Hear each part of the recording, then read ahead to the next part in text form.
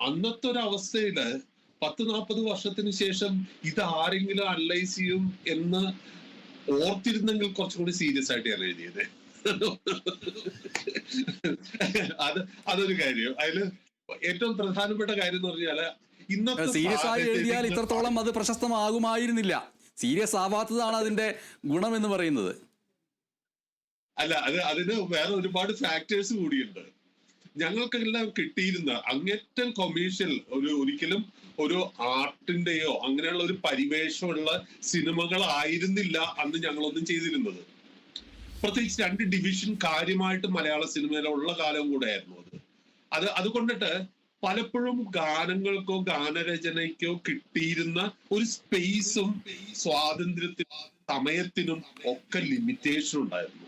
അപ്പൊ ഒട്ടും സമയമില്ലാതെ എഴുതുന്ന, കയ്യിൽ കിട്ടുന്ന എന്ത് ട്യൂണിനും എഴുതുക, ആ എഴുതുന്നതില് ഒന്ന് ആലോചിക്കാൻ പോലും സമയം ഉണ്ടാവാതിരിക്കുക എന്നൊക്കെ പറയുമ്പോൾ അതുകൊണ്ടിട്ടായിരിക്കാം അത് അത്രമാത്രം സ്വാഭാവികമായിട്ട് ഇന്ന് ഫീൽ ചെയ്യുന്നത്.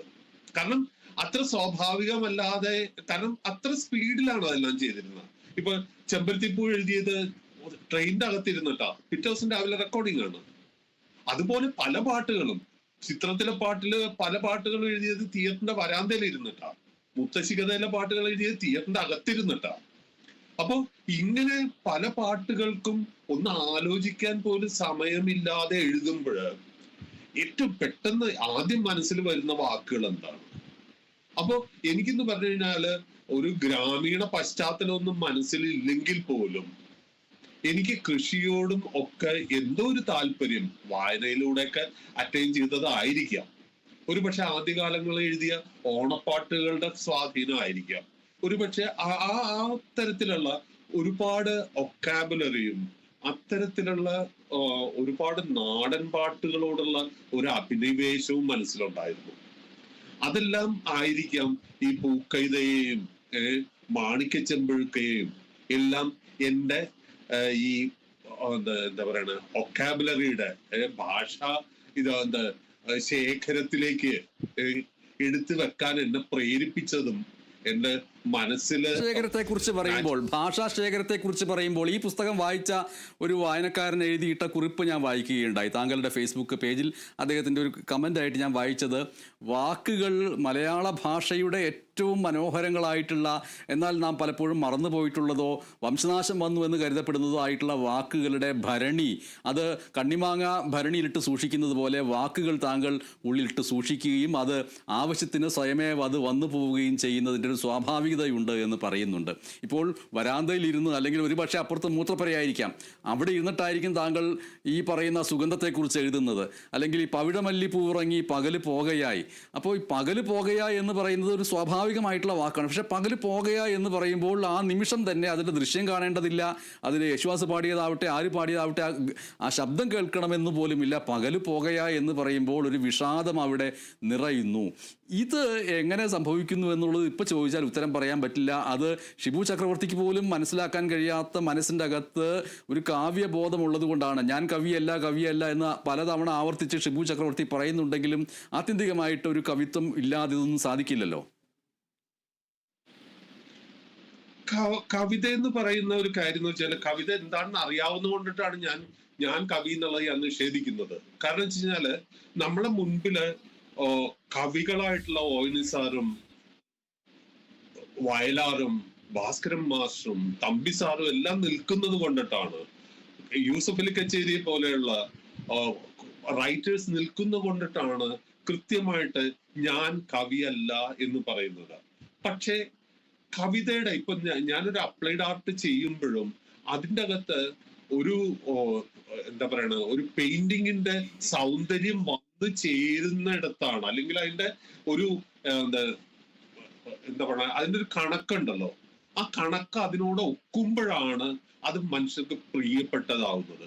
ഒരു പാട്ട് കവിതയെ പോയി തൊടുമ്പോഴാണ് ആ പാട്ട് മനുഷ്യരെ ഇഷ്ടത്തിന്റെ പട്ടികയിലേക്ക് എടുത്തു വെക്കുന്നത്. അപ്പൊ പാട്ടുകൾ കവിതയെ പോയി തൊടുന്നുണ്ട്, പക്ഷെ ആ തൊടുന്നത് കവിയായിട്ടുള്ള ഷിബു ചക്രവർത്തി ഇതുകൊണ്ടിട്ടല്ല. ആ പ്രോസസ്സാണ് നമ്മൾ പറയുന്നത് അപ്ലൈഡ് ആർട്ട് എന്ന്. കാരണം വെച്ചാല് ആ ഒരു പലപ്പോഴും എന്താ സംഭവിക്കുന്നത്, ഇങ്ങനെ എഴുതുന്ന പല കാര്യങ്ങളും കവിതയുടെ ഗണത്തിൽപ്പെടുകയും അത് മഹത്തരമാണെന്ന് വരുത്തി തീർക്കുകയും ചെയ്യുന്ന ഒരു പ്രവണത ഇവിടെ ഉണ്ടായിരുന്നു. ആ പ്രവണതയ്ക്ക് എതിരായിട്ട് സംസാരിക്കേണ്ട ആവശ്യം ഉണ്ടായിരുന്നു. കാരണം സിനിമയിലെ എല്ലാ പാട്ടുകളിലും കവിത വേണമെന്നില്ല, അത് ആവശ്യപ്പെടുന്നുമില്ല. ഇപ്പൊ എഗ് ദോത്തി എന്ന് പറഞ്ഞിട്ട് ഇന്ത്യ മുഴുവൻ ഹിറ്റായ പാട്ട്, അതിലെവിടെയാണ് കവിത? ഞാൻ തന്നെ എഴുതിയ ബാഗി ജീൻസും ഷൂസും അണിഞ്ഞ ആ സിറ്റുവേഷൻ അതാണ് ആവശ്യപ്പെടുന്നത്. അപ്പൊ കവിയുടെ കുപ്പായി ഇട്ടിട്ട് നമ്മൾ പലപ്പോഴും ഉത്തരം പറയേണ്ടി വരും. പച്ചമാങ്ങ എഴുതുന്ന ആള് എന്റെ അടുത്ത് പലരും ചോദിച്ചിട്ടുണ്ട്, ഓർമ്മകൾ ഓടിക്കളിക്കുവാൻ എഴുതിയ ആളാണോ ഈ പച്ചമാങ്ങ എന്ന് പറയുന്നത്? എന്റെ ഈ സ്റ്റൈലല്ലേ, സ്റ്റൈലിനൊത്ത ഫിഗർ അല്ലേ എന്ന് പറഞ്ഞിട്ട് എഴുതാൻ നിങ്ങൾക്ക് നാണമില്ലായിരുന്നോ എന്നൊക്കെ എൻ്റെ അടുത്ത് ചൂടായിട്ടുള്ള ആൾക്കാരുണ്ട്. പക്ഷെ ആ പടം ആവശ്യപ്പെടുന്ന, ആ സിനിമ ആവശ്യപ്പെടുന്നത് ആ എഴുത്താണ് അവിടെ. അപ്പൊ അവിടെയാണ് നമ്മള് ഈ ഈ കവിത്വത്തിനെ നമ്മള് നിഷേധിക്കേണ്ടി വരുന്ന അവിടെയാണ്. ഇവിടെ ഷിബു ചക്രവർത്തിയുടെ മനസ്സ് ഒരു ഗാനരചയിതാവ് എന്നുള്ള നിലയിൽ ഏതാണ് എന്ന് പുറത്തെടുത്ത് കാണിക്കുന്ന സംഭാഷണമാണ്. ഈ സംഭാഷണത്തിന് തത്തുല്യമായിട്ടുള്ള വരികളാണ് ഈ പുസ്തകം വായിക്കുമ്പോൾ നമ്മൾക്ക് മനസ്സിലാക്കാൻ കഴിയുന്നത്. ഇതിനോടൊപ്പം തന്നെ മനു അങ്കിൾ, ഓർക്കാപ്പുറത്ത്, അഥർവം, നായർ സാബ് പോലെയുള്ള സിനിമകൾക്ക് തിരക്കഥയും സംഭാഷണവും എഴുതിയിട്ടുള്ളതിൻ്റെ ഒരു ചരിത്രം കൂടി ഈ പുസ്തകത്തിലൂടെ പറഞ്ഞു പോകുന്നുണ്ട്. സാമ്രാജ്യം പോലെയുള്ള സിനിമകൾ, അഭയം, പാർവതി പരിണയം പോലെയുള്ള സിനിമകൾ, ചുരം പോലെയുള്ള സിനിമകൾ, അതിൻ്റെ തിരക്കഥയും സംഭാഷണവും ഒക്കെ ചെയ്തിട്ടുള്ള കാര്യങ്ങൾ. അഥർവം എന്ന സിനിമയിൽ അതിൻ്റെ ഗാനങ്ങൾ എഴുതുമ്പോൾ ഒരു പക്ഷേ കുറച്ചുകൂടി കൂടുതൽ ഫിലോസഫിക്കലായിട്ടുള്ള വരികൾ സ്വയം അറിയാതെ അതിൽ വന്നു ചേർന്നിട്ടില്ലേ? അതെ, അത് പക്ഷെ ഞാനല്ല എഴുതിയതെന്ന് മാത്രം. അത് എഴുതിയത് ONV സാറാണ്. അഥർവത്തിൽ താങ്കളുടെ തിരക്കഥയായിരുന്നു അല്ലേ? കഥ തിരക്കഥയല്ല, എന്റെ തന്നെയാണ്, സംഭാഷണം എന്റെ തന്നെയാണ്. പക്ഷെ അതിന് കുറേയും കൂടി സീരിയസ് ആയിട്ടുള്ള, കാരണം ആ പടം ആവശ്യപ്പെടുന്ന തരത്തിൽ അതിൽ പാട്ട് വേണം എന്നുള്ള ഒരു ആഗ്രഹത്തിന്റെ മുകളില് ONV സാറിനെ വിളിച്ചിട്ടാണ് ഞാൻ അതിലെ പാട്ട് എഴുതിച്ചത്. അതൊരു വളരെ പ്രധാനപ്പെട്ട കാര്യമാണ്. അത് പലർക്കും അറിയുകയുമില്ല. ONV സാർ എഴുതിയതാണ് എന്നറിയാമെങ്കിൽ തന്നെയും അതിലെ കഥയും തിരക്കഥയും എല്ലാം എഴുതിയ ഒരു വ്യക്തി തന്നെ, അത് ഗാനരചയിതാവ് കൂടിയായിട്ടും ഇത് ഞാൻ എഴുതേണ്ടതില്ല എന്നുള്ള തീരുമാനം ഈ പറഞ്ഞ കാര്യം കൊണ്ട് തന്നെയാണല്ലേ? അതെ, ഞാൻ മലയാള സിനിമ ആ കാര്യത്തിൽ എൻ്റെ അടുത്ത് നന്ദിയുള്ളതായിരിക്കണം. കാരണം ആ പാട്ടുകൾ